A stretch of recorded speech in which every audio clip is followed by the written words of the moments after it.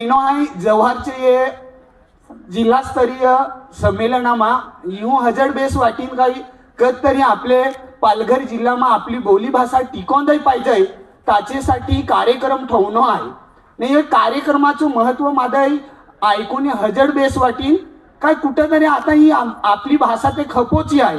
आता ते आपली शेवटचे पिढीचे माणूस आपली आपली भाषा बोलून नाही ते तिथे खपूच जाईल. म्हणजे मी काय बोलला तो आता जरा वारलीच सांगत म्हणजे तुम्हाला समजेल. म्हणजे पालघर जिल्ह्यात यो साहित्य संमेलन ठेवला जिल्हास्तरीय तो फार महत्वाचा आहे. जर असं कार्यक्रम असलं तर कुठंतरी एक तरुणाला जाग येईल काय आपली बोली भाषा म्हणजे वाईट नाही ती कुठंतरी बोलला पाहिजे. मी माझे व्हिडिओ पण भरपूर असं व्हिडिओ हा ते आपली बोली भाषेतूच बनवेन. तर कुठंतरी ये जव्हार नगरीत ओढा मस्त यो कार्यक्रम घेतला. या कार्यक्रमाचा महत्व आमच्यासारखे तरुणांना समजला. आता इथंही मला अजून एक नवीन ऊर्जा मिळली का याचे पुढचं जेवढं व्हिडिओ बनवन तेवढं पूर्ण बोली भाषेत बनवन.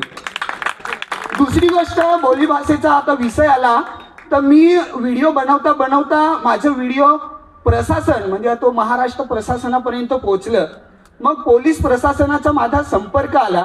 आता पोलीस दलाचं पालघर जिल्ह्यात जेवढं कार्यक्रम होत जनसंवाद अभियान आतापर्यंत 4-5 कार्यक्रम झाले.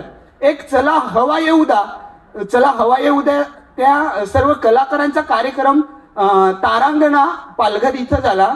तर तिथं आपल्या बोली भाषेला स्थान दिला आणि अँकरिंग सूत्रसंचालन आपल्या बोली भाषेत करा पाहिजे याच्यासाठी संधी दिली. कुठेतरी प्रशासनाला पण समजला काय बोली भाषेत सुद्धा तिथं व्यक्त होणं सूत्रसंचालन करणं गरजेचं आहे. कारण आपल्या माणसाला आपल्या बोली भाषेत बोलला तर ती कनेक्टिव्हिटी कुठेतरी वेगळी असते. पोलीस प्रशासनाच्या ज्या काही सामाजिक गोष्टी जागृतीच्या गोष्टी असतील त्या मराठीमध्ये बनवल्या तर ते कुठेतरी लोकांना